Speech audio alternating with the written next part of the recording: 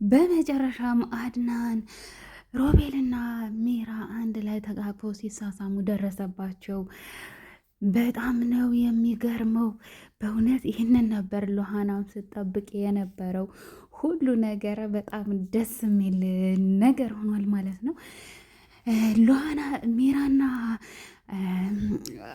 ሮቤል ተጣልተው ነበረ። ነገር ግን እሷ የእውነት ስለምታፈቅረው ተለል ብላ እንግዲህ ወደ መኝታ ቤቱ ሄዳ ድንገት ስትገባ ያው እንደለመዱት ወደ ፖሊስ ጣቢያ ሊወስዱን ነው ምናምን ብላ ልትነግረው ስትሄድ እንደ ልማዳቸው እንግዲህ እዛ ተጋድመው የፍቅር ስራ ሊሰሩ ሲሉ በእውነት ደረሰባቸው። በጣም ነው የሚገርመው። በጣም አድናን በጣም በቃ ቁሞ እያያቸው ነበረው። ሁሉን ነገር ሉሃና እየነገረችው ነገር አሁን ፈንተው ብሎ ተገልጦለታል ማለት ነው። በጣም ደስ ነው የሚለው። ሰላም ውድና የተከበራችሁ የቻናል ቤተሰቦች እንደምናችሁ፣ ላይክ ሰብስክራይብ በማድረግ ይህንን ቪዲዮ ጀምሩ። የዛሬው በክፍል 14 በጣም የሚገርም ነገር ነው የተፈጠረው። ሉሃና እንግዲህ ባለፈው በክፍል 13 እንደነገርኳችሁ ሚራና ሮቤል ተጣልተው ነበረ። ነገር ግን እነግራታለሁ በቃ በጣም እናገራለሁ ብላ ምርር ስታደርግ እገልሻለሁ ብሎ አስፈራራት። ለሉሃና ሄደችና ሚራ ይኸውልሽ እኔ እውነቱን ነግርሻለሁ፣ ነገር ግን ከሮቤል ታድኘኛለሽ ወይ? ሮቤል ሊገለኝ ይችላል። ህይወቴን አደጋ ላይ ጥዬ ነው ይህንን ነገር የምነግርሽ። ስለዚህ እንትን ያለሽ ወይ ታግዥኛለሽ ወይ ትላታለች። እኔ ስለ አንቺና ስለ ሮቤል የሚመለከተኝ ነገር የለም። ስለ ሳራ ስለ እህቴ ብቻ ነው። እኔ አሁን እህቴ እና እህቴን ብቻ ነው የምፈልገው። ስለዚህ እኔ ስለዚህ የማስብበት ጊዜ ላይ አይደለሁም ትላታለች። እንደዛ ከሆነ የራስሽ ጉዳይ፣ አላውቅም፣ ምንም የምነግርሽ ነገር የለኝም ትላታለች። ከዛ አድናን ሄደና ሮቤል ለአድናን እያለቀሰ የማስመሰሉን በጣም ይችልበታል። እንደምታውቁት ሮቤል እያለቀሰ ሄደና ሚራ ሉሃናን ልታስወጣብኝ ነው፣ ፍቅሬን ልትነጥቀኝ ነው፣ እባክን እርዳኝ፣ አግዘኝ። በቃ እኔ ይኸውልህ እዚህ ቤት ሉሃና ከሌለች እኔም ደግሞ እንደሌለው እወቅ ብሎ እያለቀሰ ሄዶ መኝታ ቤቱ ሲነግረው አይ በቃ ተረጋጋ፣ ይዞ ችግር የለውም፣ ሚራ አሁን የእርግዝና ወረቀቱን ልታመጣልኝ ነው የሄደችው። ስለዚህ ሄድና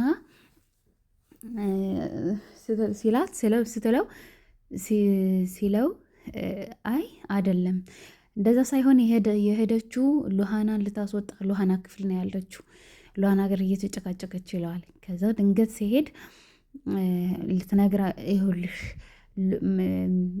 ሁሉም ነገር ያደረገው ሮቤል ነው እያለ ልትነግራ ስትል እጇን ጎትቶ አስወጣት ከመኝታ ቤት ከሉሃና መኝታ ክፍል። ከዛ ወስዶ የራሱ መኝታ ቤት ቆለፈው በውስጥ እና ንገሪኝ የታለ የእርግዝና ወረቀት? ይህን ነገር ግን እንዳረሰው በኋላ ለልጄ የማስረዳው የምነግረው ይኸውልህ በእርግዝና ወቅት ባሌ እንዲገፍትሮ ጥሎኛል፣ አሰቃይቶኛል ብዬ እንደምነግረው ማወቅ አለብህ። ለልጄ ለሚወለደው ልጅ እንደማወራ ማወቅ አለብህ። አድናን እረፍ፣ የሚቆጭኝ ነገር አታድርግ። እኔ ነብሰ ጡር ነኝ። ሮቤልን አንድ ነገር ምለምንህ ምንድን ነው? ሮቤልን አትመነው አድናን፣ ይህን ብቻ አድርግልኝ፣ እኔን ፍታኝ፣ በቃ አልፈልግም። ይሄ ትዳር እዚህ ላይ ያቆማል። ልጅም የለህም እኔም የለውም ከዚህ በኋላ። ስለዚህ አድናንን ሮቤልን ነው የምታምን። ሮቤልን ማመን ካላቆምክ እኔ እናንተ እዚህ መቀጠል አንችልም። ይሄ ትዳር ሊቀጥል አይችልም ስትለው በሩን በውስጥ ቆለፈባትና ወጣ። እኔ ደግሞ አስክፈተኝ፣ በሩን ክፈተኝ፣ ለሉሃና የማውቀውን ነገር ስለ እህቷ ስለሰራ ሁሉንም ነገር እነግረዋለሁ፣ ሁሉንም ነገር እነግራታለሁ ለእሷ፣ ክፈትልኝ ትለዋለች።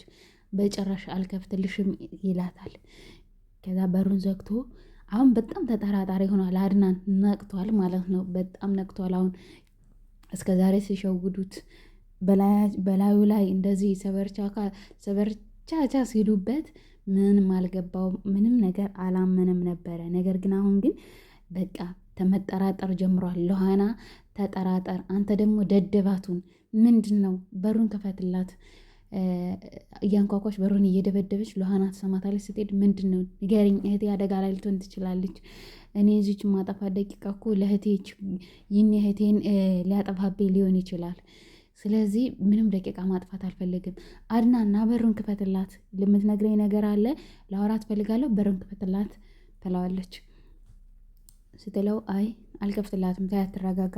ምን ሆነ ነው አድናን? ህፃን ልጅ እኮ አይደለችም። ሜራ እኮ ህፃን ልጅ አይደለችም፣ ትልቅ ሰው ናት። ስለዚህ በመነጋገር ነው እንጂ እንደዚህ በር ቆልፈባት አይደለም ወደ ራሷ የምትመለሰው። አሁን ክፈትልኝ፣ እኔ የምትነግረኝ ነገር አለ እኮ ንገሪኝ ስላት ለእኔ አልነግርም ብላኛለች አላት ማለት ነው። አይ አሁን ለእኔ ክፈትላት፣ በቃ ክፈትልኝ ብላ አስከፈተችው በሩን ማለት ነው። በሩን ስታስከፍተው ሄደና በቃ ሲከፍትላት በቃ እኔ ሂጄ ለሁሉ ነገር ነግራታለሁ ስትለው እሺ ነው አሁን እንተኛና ነገ ትነግሪያታለሽ፣ አሁን ነይ እንተኛ አላት። ከዛ የተኛች መስላ ይኸውልሽ ነገ ፖሊስ ጣቢያ እንሄዳለን ይላታል።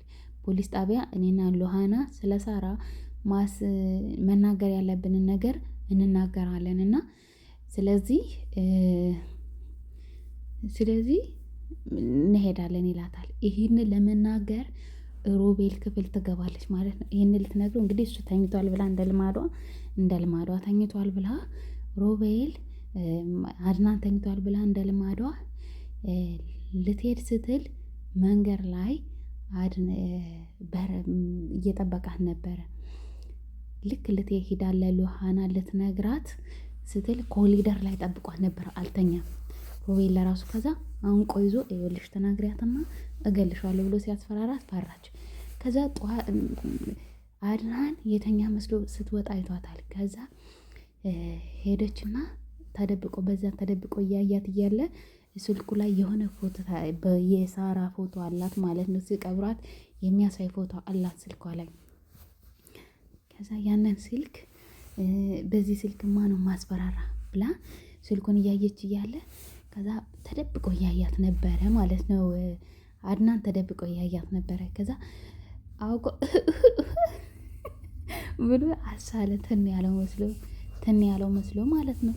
ከዛ እንደዛ ሲል ምን ሆንክ አድናን ብላ ብር ወደ ኪችን ሄደች እና ውሃ ይዛለት መጣች ማለት ነው።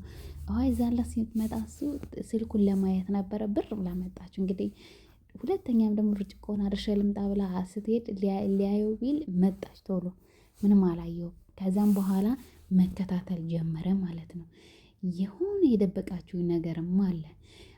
ስለ ሳራ የምታውቀውን ነገር ሮቤልን ሄደና ስለ ሳራ የምታውቀውን ነገር ንገረኝ፣ እኔ የደበቃችሁኝ ነገር አለ፣ አንተም ሆነ ሚራ ንገሩኝ፣ ወንድሜ እንድታምነኝ ነው የምፈልግ፣ በቃ እንደ ድሮ እንድትሆንልኝ ነው የምፈልግ እያለ ማለቃቀስ ጀመረ። እሷም ደግሞ በዚህ እንዴት እኔን ትጠራጠረኛለህ?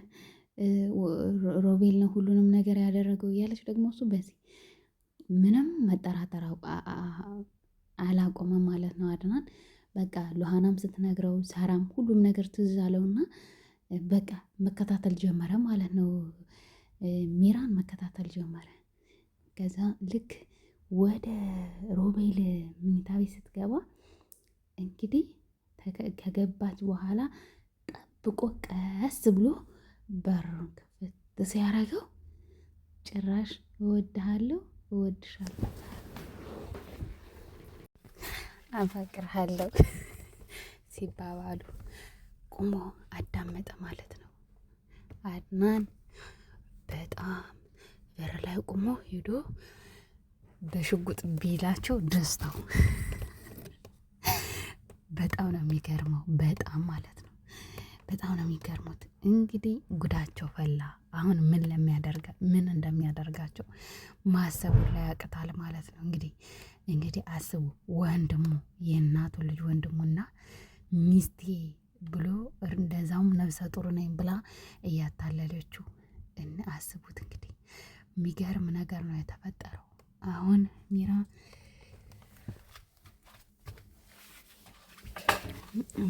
ምን ብላ እንደሚያታልሉት አስቡ እንግዲህ።